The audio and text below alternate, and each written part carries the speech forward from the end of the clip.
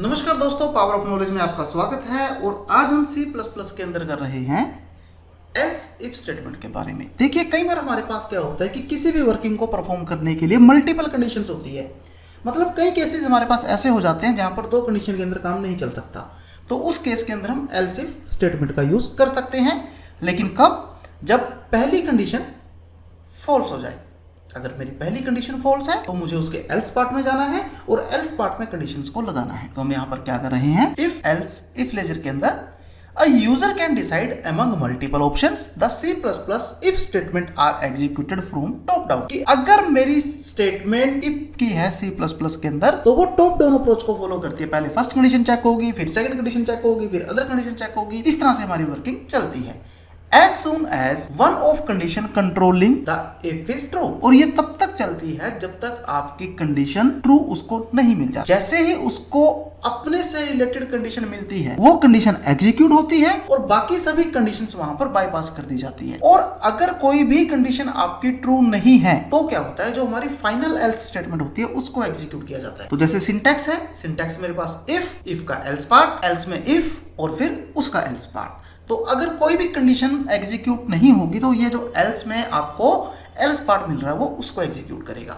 तो आइए हम इसको समझ लेते हैं एक प्रोग्राम के थ्रू और डायग्राम। तो ये मेरा एक डायग्राम है, एक प्रोग्राम है जिसके अंदर मैं वर्किंग को परफॉर्म कर रहा हूं। अब मैंने यहाँ पर क्या किया, देखिए एक डायग्राम बनाया है जिसमें ये मेरे एल्स इफ स्ट्रक्चर को रिप्रेजेंट कर रहा है। तो मेरे पास कंडीशन 1 अगर ट्रू हो स्टेटमेंट 1 एग्जीक्यूट हो, अगर फॉल्स है तो कंडीशन 2 एग्जीक्यूट हो। यानी कि सेकंड कंडीशन कब चेक हो रही है, जब मेरी कोई कंडीशन फॉल्स होती है। तो मैं सेकंड कंडीशन के अंदर गया, अगर ट्रू है वर्किंग परफॉर्म करते, अगर नहीं है वो अगेन कंडीशन चेक कर सकता है। तो ये हमारे ऊपर डिपेंड करता है कि हम उसको कितनी कंडीशंस आगे दे रहे हैं।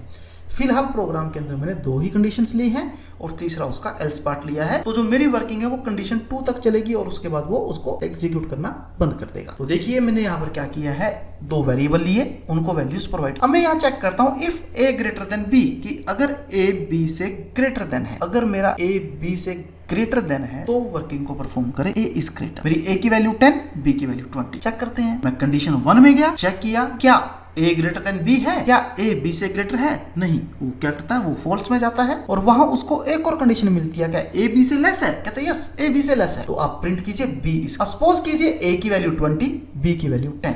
तो जो मैंने a की वैल्यू 20 डाली वो कंडीशन 1 में गया, उसने उसको एग्जीक्यूट कर दिया क्योंकि कंडीशन ट्रू हो चुकी थी। एक केस और हो सकता था, a equal to 10 and b equal to 10, दोनों ही इक्वल है। अब क्या a b से ग्रेटर है, कहता नहीं। b a से ग्रेटर है, नहीं। तो अगर ये दोनों कंडीशंस नहीं मिलती, ना a b से ग्रेटर है ना a b से स्मॉल है, तो उस केस में वो क्या करता है, बोथ आर इक्वल। तो आइए हम इसको अपने C++ प्रोग्राम में एग्जांपल के थ्रू देख लेते हैं कि किस तरह से वर्किंग को परफॉर्म। तो ये मेरा C++ का एडिटर, मैं यहाँ पर सबसे पहले अपनी हेडर फाइल लगाता हूँ, include iostream.h।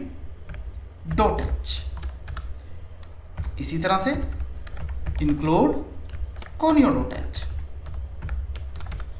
मेरा void main,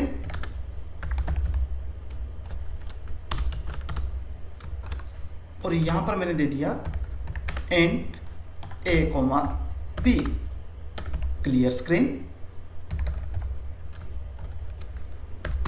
cout, enter the value of a, cin a, cout, enter the value of b, c इन कर दे b के अंदर। अब मैं कंडीशन लगाता हूं if a greater than b, कि अगर a b से ग्रेटर हो जाता है तब क्या करें। मैंने कहा अगर a b से ग्रेटर हो जाता है तो वो c आउट कर दे। मैंने कहा अगर a b से ग्रेटर हो जाता है वो c आउट कर दे, किसको, a इज ग्रेटेस्ट वैल्यू।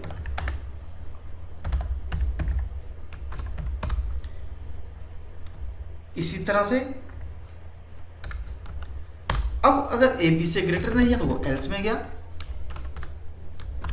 अब मैं एल्स में चेक करता हूं क्या a b से स्मॉल है, तो अगर ए बी से स्मॉल है वो सी आउट कर दे बी इज ग्रेटेस्ट।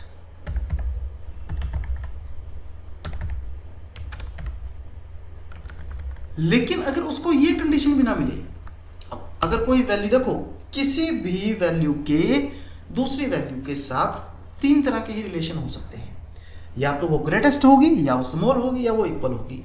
अब ना तो मेरी वैल्यू कोई ग्रेटेस्ट है, ना ही मेरी वैल्यू स्मॉल है, तो उस केस के अंदर क्या होगा, मेरी वैल्यू इक्वल हो जाएगी। तो मैं यहां पर करता हूं else C out both values are equal।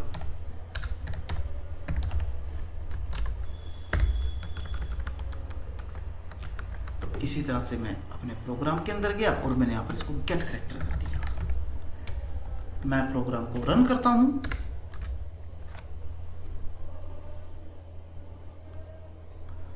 मेरा प्रोग्राम एग्जीक्यूट, मैंने ए की डाली, बी की वैल्यू डाली, बी इज ग्रेटेस्ट।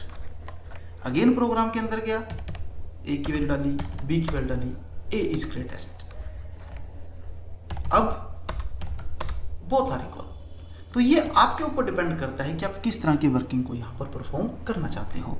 फ्रेंड्स, हमारी आज की क्लास में इतना ही था। Thank you very much.